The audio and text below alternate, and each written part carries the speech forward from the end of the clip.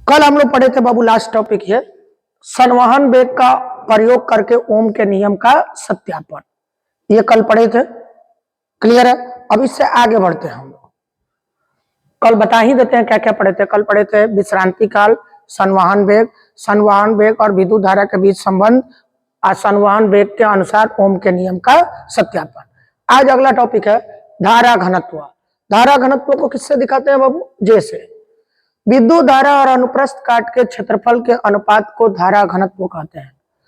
विद्युत धारा और अनुप्रस्थ काट के क्षेत्रफल के अनुपात को धारा घनत्व कहते हैं। चलिए इसको आगे बढ़ाते हैं। धारा घनत्व को किससे दिखाते हैं? जैसे एग्जाम में पूछ चुका है ये क्वेश्चन, धारा घनत्व क्या है, इसका ऐसा ही मात्रक लिखिए, ये पूछा था। तो धारा घनत्व डेफिनेशन देखिए, विद्युत धारा और अनुप्रस्थ काट के क्षेत्रफल के अनुपात को धारा घनत्व कहते हैं। धारा घनत्व को जैसे विद्युत धारा को आई से बटा अनुप्रस्थ काट के क्षेत्रफल को ए से। क्लियर? ये एक फॉर्मूला है। अब आप बताइए, आई बराबर कल ही प्रूव किए थे NEAVD, ये उठाकर यहां रखेंगे आई के जगह पर, तो क्या होगा? J बराबर आई के जगह NEAVD, J बराबर आई के जगह NEAVD कल पढ़े थे। अब बट्टा A, तो A से A क्या हो गया? कट गया, तब बचा क्या? J बराबर NEVD। इसका मतलब धारा घनत्व का दो फॉर्मूला आया, J बराबर आई बटा ए, J बराबर NEVD। कोई दिक्कत? इसका ऐसा ही मात्रक देखो यहां पर निकाल देते हैं। बोलो विद्युत धारा का क्या होता है? एम्पियर। नीचे क्षेत्रफल का क्या होता है? Metre square. मीटर का पावर 2 ऊपर जाकर कितना हो जाएगा? -2, एम्पियर पर मीटर स्क्वायर। कोई दिक्कत? क्लियर है? ये धारा घनत्व पूछा था, धारा घनत्व क्या है, इसका ऐसा ही मात्रक लिखे, समझा दिए, देख लीजिए आप। अब चलिए धारा घनत्व का दो फॉर्मूला आया, एक और आता है अगला टॉपिक में दिखेगा। धारा घनत्व चालकता और विद्युत क्षेत्र में संबंध। धारा घनत्व को J से दिखाते हैं, चालकता को सिग्मा से, विद्युत क्षेत्र को E से। इसका फॉर्मूला होता है J बराबर सिग्मा इंटू E, J बराबर सिग्मा इंटू E। कोई दिक्कत? क्लियर है? तो बोलो J बराबर सिग्मा इंटू E। तो धारा घनत्व का तीन फॉर्मूला हो गया, एगो आई बटा ए, एगो NEAVD, एगो J बराबर सिग्मा इंटू E। अब आगे बढ़ते हैं बाबू। ओम का नियम जब चैप्टर तक पढ़ाना स्टार्ट किए थे, थर्ड चैप्टर, तो ओम का नियम बताए थे, पहला टॉपिक उसमें बताए थे ओम का नियम का दो रूप होता है, सूक्ष्म रूप, स्थूल रूप। तो जो हम लोग 10th में पढ़े हैं वो स्थूल रूप है, बड़ा रूप है।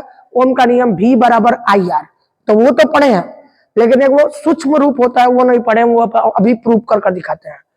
चलिए कल हम लोग पढ़े थे चालक से प्रवाही धारा I बराबर NEAVD, ये होता है, ठीक है। NEA गुणा में है तो इधर किस में आएगा? भाग में, तो I बटा NEA बराबर क्या? VD। इसको सीधा करते हैं, तो सीधा करेंगे तो VD बराबर क्या होगा?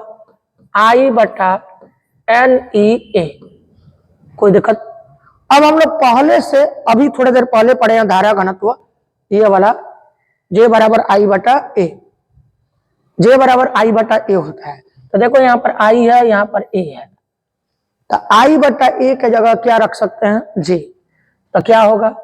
VD बराबर J बटा NE, VD बराबर I बटा A के जगह क्या रखेंगे?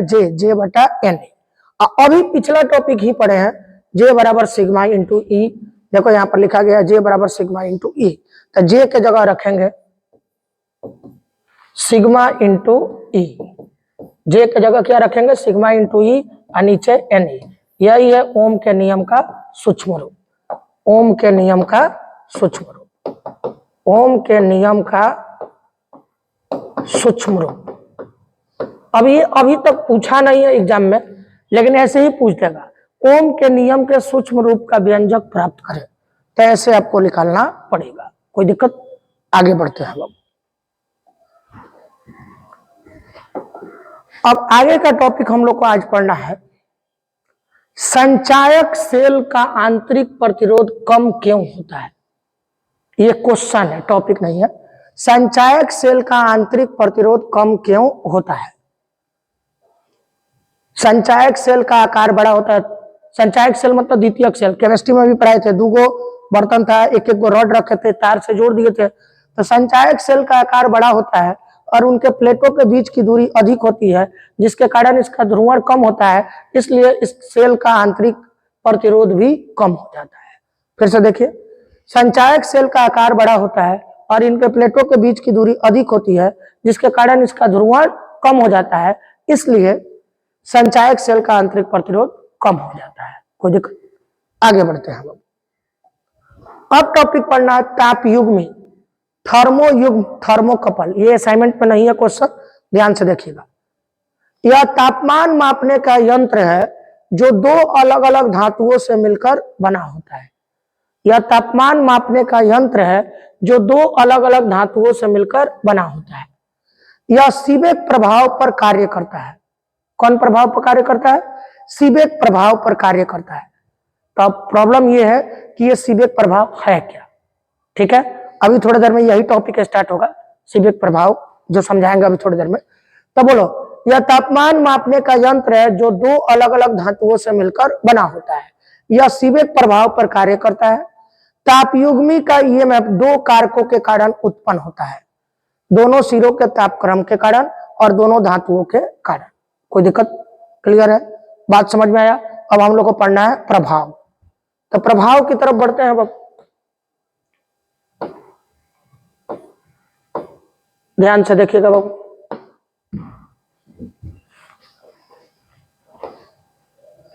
सीबेक प्रभाव, जब दो भिन्न भिन्न तारों से बने दो संधि में से एक संधि को गर्म तथा दूसरे संधि को ठंडा करते हैं तो संधि से धारा प्रवाहित होने लगता है या तार से धारा प्रवाहित होने लगता है। मान लो इधर से एक तार आया और नीचे से एक तार आया, दोनों मिला, यहाँ क्या बना? संधि। इधर भी तार गया और नीचे से एक तार आया, इधर गया, यहां भी क्या बना? संधि। तो कह रहा है जब दो भिन्न भिन्न तारों से बने संधि में से एक संधि को गर्म करते हैं तथा दूसरे संधि को ठंडा करते हैं तो संधि से विद्युत धारा प्रवाहित होने लगता है। विद्युत धारा को किससे दिखाते हैं? आई से। तो जब दो भिन्न भिन्न तारों से बने दो संधि में से एक संधि को गर्म तथा दूसरे संधि को ठंडा करते हैं तो संधि या तार से विद्युत धारा प्रवाहित होने लगता है, इसे सीबेक प्रभाव कहते हैं। बात समझ में आया? कोई परेशानी? क्लियर है? आगे बढ़ते हैं बाबू। आगे बढ़ेंगे, इसी का उल्टा प्रक्रिया पढ़ना है, पेल्टियर प्रभाव। यह सीबेक प्रभाव का विपरीत प्रक्रिया है। तो विपरीत क्या हो सकता है बाबू? एगो को ठंडा, एगो को गर्म और एगो को ठंडा किए थे तो विद्युत धारा पास किया था। अब विपरीत क्या होगा? तार से विद्युत धारा प्रवाहित करेंगे तो एगो संधि ठंडा होगा, एगो गर्म होगा। उल्टा कर देना है तो उल्टा डिफिनीशन ही होगा। देखो, जब दो भिन्न भिन्न तारों से बने दो संधि से विद्युत धारा प्रवाहित करते हैं तो एक संधि गर्म तथा दूसरा संधि ठंडा हो जाता है। उसी का उल्टा है। उसमें पहले गर्म और ठंडा किए थे तो विद्युत धारा पास किया था। अब क्या कह रहा है कि विद्युत धारा पास कराएंगे, एगो गर्म और एगो ठंडा हो जाएगा। तो यही है बाबू पेल्टियर प्रभाव। किसी को कोई दिक्कत? आगे बढ़ते हैं बाबू। अब है बाबू थॉमसन प्रभाव। कौन प्रभाव? थॉमसन प्रभाव। देखो, थॉमसन प्रभाव का क्या है? मान लो एक तार है जिसके अलग अलग भाग का तापमान अलग अलग है। मान लो यहाँ 50 डिग्री सी है, यहाँ 5 डिग्री सी है, यहाँ 30 डिग्री सी है, यहाँ 8 डिग्री सी है, यहाँ 70 डिग्री सी है। तो तार के भिन्न भिन्न भागों का तापमान भिन्न भिन्न है। तो अगर इससे हम विद्युत धारा पास करा दे ना, तो जानते हो क्या होगा? सबका तापमान बराबर हो जाएगा। तो बराबर कब होगा?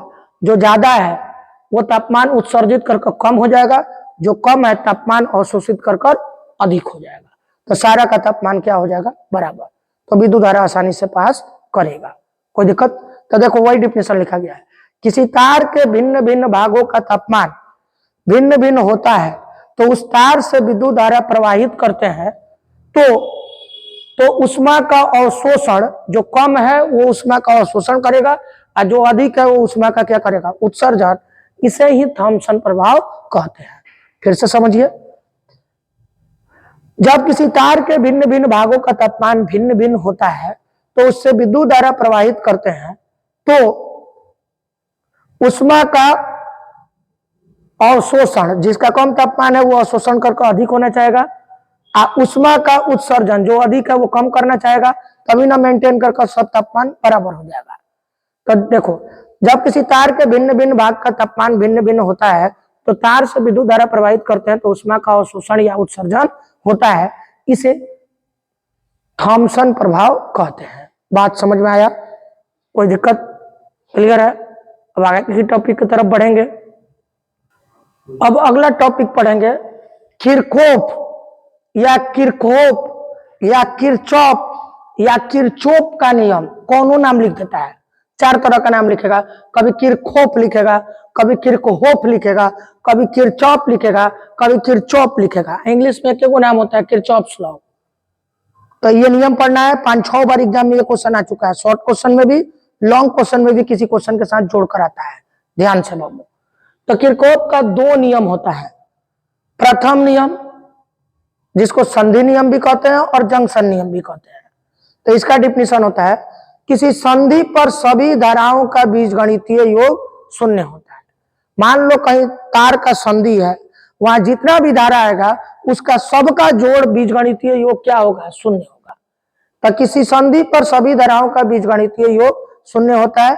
इसे किरचॉफ का प्रथम नियम, संधि नियम या जंक्शन नियम कहते हैं। इसका एक और डिफिनीशन होता है किसी संधि पर मिलने वाली सभी धारा संधि से निकलने वाली सभी धारा के जोड़ के बराबर होता है। संधि पर मिलने वाली सभी धारा और संधि से निकलने वाली सभी धारा आपस में क्या होती है? बराबर होती है। यह किरचॉफ का प्रथम नियम का दूसरा डिफिनीशन है। किरचॉफ का प्रथम नियम आवेश संरक्षण के सिद्धांत का पालन करता है। किरचॉफ का प्रथम नियम आवेश संरक्षण के सिद्धांत का पालन करता है।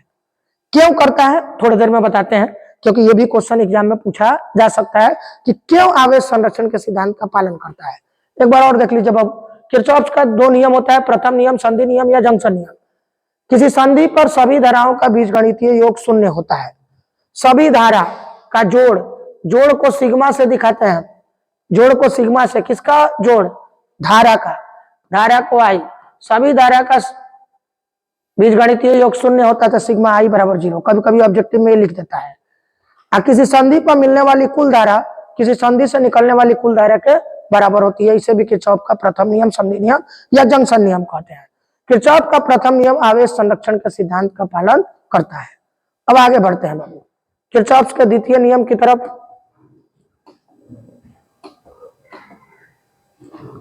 किरचॉफ का द्वितीय नियम या पास नियम या लूप नियम, कोई भी नाम लिख देगा एग्जाम में।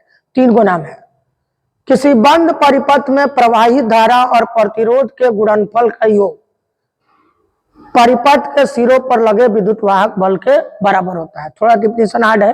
देखो, किसी बंद परिपथ में प्रवाहित धारा को I से, प्रतिरोध को R से, दोनों के बीच गुणा है। योग मतलब क्या है? सिग्मा बराबर होगा किसके? विद्युत वाहक बल ईएमएफ को ई से, तो सभी ईएमएफ तो सिग्मा लगाएंगे।